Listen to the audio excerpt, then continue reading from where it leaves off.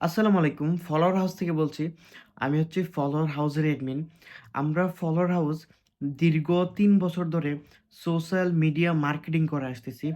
Facebook, YouTube, TikTok, Telegram, Twitter, Instagram, Threads থেকে শুরু করে সবকিছুতে আমাদের সকল সার্ভিস রয়েছে। আমরা অথেন্টিক ডলারের মাধ্যমে আপনার লাইক, ফলো, ভিউজ, এনগেজমেন্ট বাড়ানোর চেষ্টা করি আমাদের ক্লায়েন্টদের।